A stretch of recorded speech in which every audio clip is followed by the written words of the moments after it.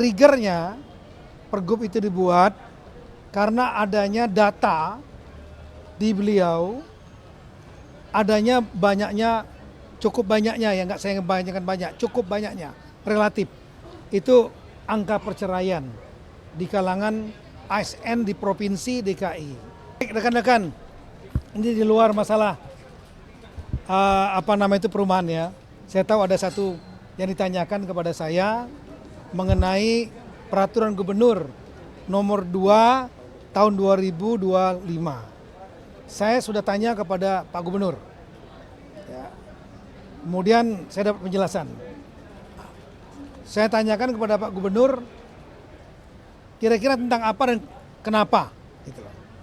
Jadi rupanya Pak Gubernur menjelaskan kepada saya triggernya pergub itu dibuat karena adanya data di beliau, adanya banyaknya, cukup banyaknya ya, nggak saya ngebayangkan banyak, cukup banyaknya, relatif. Itu angka perceraian di kalangan ASN di Provinsi DKI. Tahun lalu 2024 ada 116 yang dilaporkan, belum mungkin yang di luar itu. Nah beliau tergerak hatinya ingin mencegah ya, jangan sampai terjadi perceraian. Salah satu faktor yang membuat terjadi perceraian adalah, mohon maaf, hubungan antara suami dan istri. Ya, di antaranya ada istri yang karena sakit ya, ada 3 kriteria. Ada yang sakit, kemudian juga tidak mampu melaksanakan kewajibannya dalam konteks, mohon maaf, biologis ya, karena mungkin setelah itu ada cacat ya, yang akhirnya nggak bisa melakukan kewajiban. Dan ada juga yang dipicu karena, mohon maaf, karena setelah menikah cukup lama kemudian tidak memiliki keturunan. Ya, nah dari dasar itu Pak Gubernur ingin melindungi, saya ulangi narasinya ya, melindungi para istri, para ibu-ibu, anak-anaknya kalau sudah punya anak, supaya suami jangan mudah meninggalkan istri, dibuang begitu saja. Ketika dia ada sakit kemudian nggak bisa, mohon maaf, melayani, diceraikan. Nah oleh karena itulah kemudian Pak Gubernur membuat peraturan yang mempersulit terjadinya perceraian. Jadi itu isunya, mempersulit terjadinya perceraian. Nah di aturan-aturan yang lama ya, itu ada memperbolehkan memang suami untuk boleh menikah lagi dengan yang lain ya, dengan persyaratan-persyaratan tertentu, dibikin sulit oleh Pak Gubernur. Apa sulitnya? 3 kriteria. 1, istri memang tidak mampu melaksanakan kewajiban melayani, misalnya ya, mohon maaf, biologis, karena mungkin hambatan psikolog, sakit atau apapun juga. Yang kedua mungkin karena dia setelah mungkin menikah, sudah punya anak, tiba-tiba dia mungkin ya sakit, kecelakaan, lain-lain, sehingga kewajibannya tidak bisa dilakukan.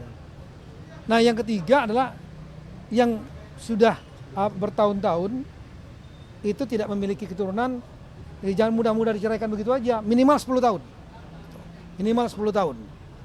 Nah itu pun dibikin lagi sulit oleh Pak Gubernur. 1, harus izin dari istri yang sah. Kedua, izin itu harus diberikan tanpa paksaan. Ketiga, istri itu harus dibuktikan bahwa istri yang sah itu adanya penetapan pengadilan bahwa betul-betul istri yang sah. Yang keempat, ya, harus izin atasan. Dulu nggak ada. Yang kelima, dibuat dewan pertimbangan pekerja, pegawai. Jadi harus ada izin juga, persetujuan dari dewan persetujuan pegawai. Kalau itu semua terpenuhi, ya, istrinya setuju, memang karena memang ada sakit, kemudian tadi 10 tahun mungkin ada nggak mempunyai keturunan dan diizinkan oleh istrinya tanpa paksaan, kemudian sudah ada putusan pengadilan, ada lagi persetujuan atasan, ada persetujuan dewan lagi, baru diperbolehkan. Jadi tujuannya bukan untuk mempermudah poligami, kalau saya lihat. Bukan. Untuk melindungi jangan sampai terjadi perceraian suami, kemudian setelah kawin istrinya kemudian kurang mampu, kemudian ditinggalkan begitu saja. Anak-anaknya kasihan. Kira-kira seperti itu tujuannya. Jadi otomatis ini Mendagri menyetujui. Nah, narasinya nggak kayak gitu, sampai nanti buat beritanya beda lagi. Teman-teman media ini nanti kadang-kadang kan sempat menyoroti. Sebentar dulu. Ya, ini teman-teman media ini kadang-kadang, mohon maaf, saya nggak nyalakan semua media, beberapa media narasinya dibuat berubah. Udah capek-capek ngomong begini, judulnya dibikin nanti Mendagri setuju poligami. Enggak, kita nggak setuju poligami, tapi ini ada keadaan tertentu. Nah, nanti kalau seandainya yang bersangkutan tiga keadaan itu yang tolong dinaikkan. Ya, satu, ya bahwa istrinya tidak mampu karena memang ada problema, karena misalnya tadi sakit misalnya. Dua, karena mungkin kecelakaan, cacat, sehingga kemudian nggak mampu melayani. Lah istrinya, suaminya mau kemanain? Daripada nanti dia selingkuh atau dia kemudian berdosa, ya kan? Istrinya itu pun harus izin lagi istri, izin lagi atasannya. Ada dewan pertimbangan, ada putusan pengadilan, dipersulit. Kenapa? Untuk jangan sampai terjadi perceraian dan melindungi hak-hak istri dan melindungi anak-anak. Oke? Itu aja. Disilahkan. Terima kasih. Bismillahirrahmanirrahim. Assalamualaikum warahmatullahi wabarakatuh. Jika saya hormati sahabat saya dan kawasan pemukiman. Kemudian Bapak Teguh Setiabudi, makanya tadi ngomongnya Duk Capil dulu kan. Tapi beliau ini ada pengalaman di Sulawesi Tenggara. Ya. Kaban SDM, Dirjen Bangda 3 kali di Eselon 1. Gubernur 2 kali. Tidak juga ada sini. Ibu Dirjen, Pak Moritz, sampingnya beliau ini. Lalu saya jadi begini, Bapak Presiden, Pak Prabowo, membuat satu program. Salah satu program penting beliau sangat peduli kepada rakyat, yaitu masalah perumahan. Perumahan adalah salah satu basic needs. Basic needs itu kebutuhan dasar, sandang, pangan, papan, gitu ya. Ini adalah papan, shelter, perumahan. Ya, beliau prihatin melihat masyarakat Indonesia masih banyak yang belum memiliki perumahan. Oleh karena itulah beliau membuat program unggulan, salah satunya yang prioritas maksudnya adalah 3 juta minimal rumah untuk masyarakat yang kurang mampu. Dalam bahasa hukumnya masyarakat yang berpenghasilan rendah. Nah, beliau nugaskan kepada Menteri Perumahan Pak Ara. Makanya itu mungkin ya salah satu kebijakan beliau untuk serius masalah perumahan ini.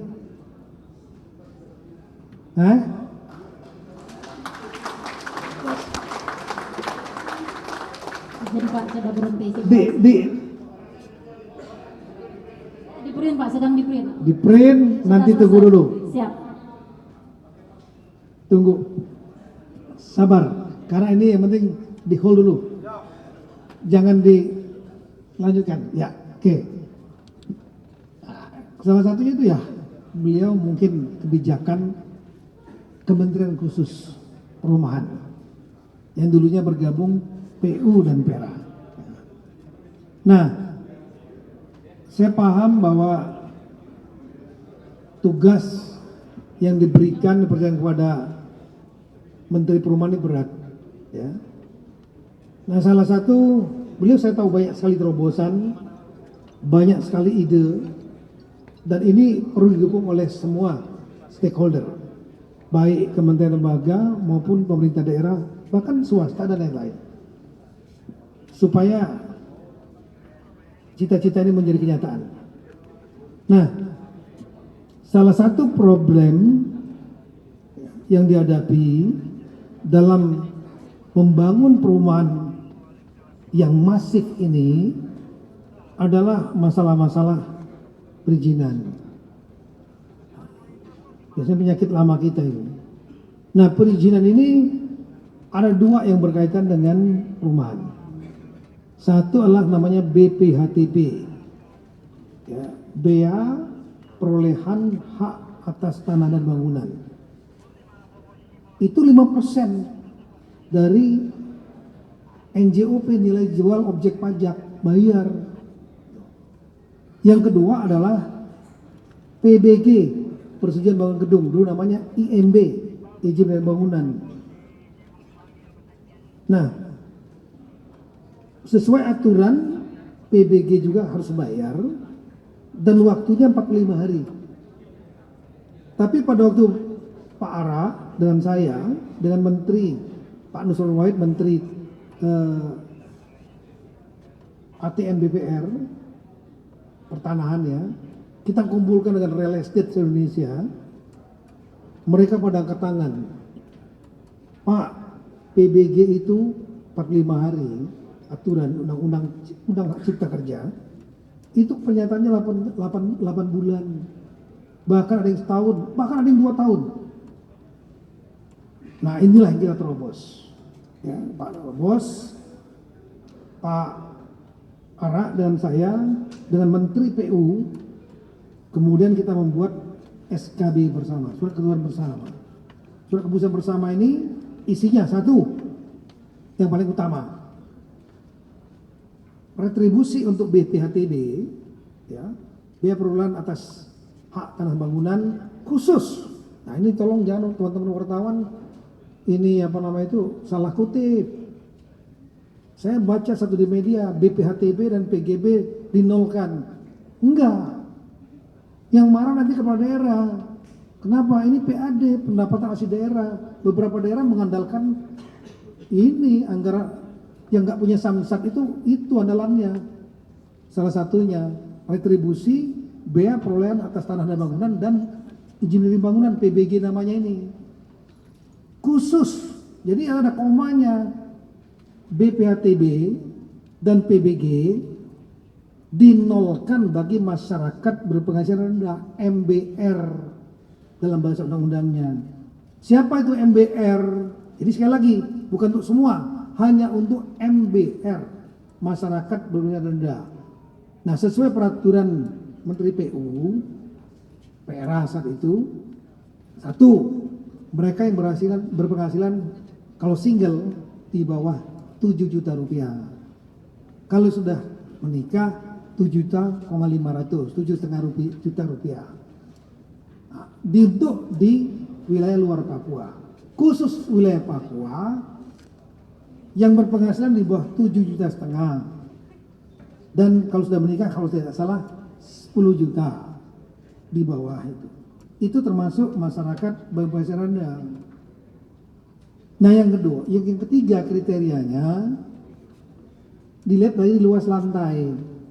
Kalau luas lantainya dibuat oleh pengembang masif itu, maka maksimal luas lantainya 36 meter persegi. Tapi kalau dibangun secara swadaya, itu maksimal 48 meter persegi. Itu masuk masyarakat berpenghasilan rendah yang BPHTB-nya dan retribusi persetujuan bangun gedungnya 0. Dan khusus PBG yang 45 hari menurut Undang-Undang Undang-Undang Cipta Kerja diturunkan, dipermudah menjadi perpendek di 10 hari. Dan saya sudah tanda tangan SKB bertiga. Dan kemudian kita itu semua harus diatur dalam peraturan kepala daerah. Perkada. Dan alhamdulillah sampai hari ini, tadi barusan Pak Maurid, PLH Dirjen Keuangan Daerah yang ngurusin perda di daerah-daerah melaporkan sudah 250 kabupaten kota, ya, termasuk provinsi DKI hanya gubernur, karena satu lapis saja pemerintah di Jakarta. 250 sudah masuk per hari ini. Nanti yang lainnya akan saya kejar sampai dengan akhir Januari. Deadline-nya seperti itu. Nah, yang kedua, ya selain perda, kita juga ingin melihat prakteknya. Tadi Pak Ara sudah sampaikan di Tangerang bukan 10 hari, tapi 59 menit. Sumedang kita beberapa hari yang lalu 53 menit. Pak Gubernur DKI, saya berdiskusi menawarkan silakan datang Pak ke mall layanan publik kita. Kami sanggup 30 menit kata beliau gitu. Saya 30 menit urusan pasaran ini. Kenapa? Daerah lain ini kan pasti diberitakan teman-teman ini. Daerah lain akan terpacu. Mereka kalau 59 turun 53 turun hitungan saya ya 50 menit lah. Supaya nggak terlalu berat daerah. Ini 30 menit. Faktanya sekarang 17 menit 31. Oke lah. Ini bagi teman-teman kepala daerah yang lain mudah-mudahan bisa terpacu, termotivasi ya. Ya DKI mau dilawan lagi. Iya. Kenapa DKI kami datang dengan Pak Ara? DKI jadi barometer. Efektivitas pemerintahan daerah kadang-kadang DKI menjadi ukuran. Ya. Nah sehingga ya, 17 menit oke lah. Ya, saya berterima kasih banyak, luar biasa. Ya, dan nanti bagi teman-teman daerah yang lain mudah-mudahan bisa terpacu ya, membuat percepatan proses persetujuan bangunan gedung ini PBG. Ya, kalau kurang-kurang dari 17 menit, saya lebih-lebih dari 17 menit, yang penting satu aja, jangan lebih dari 10 hari. Targetnya itu.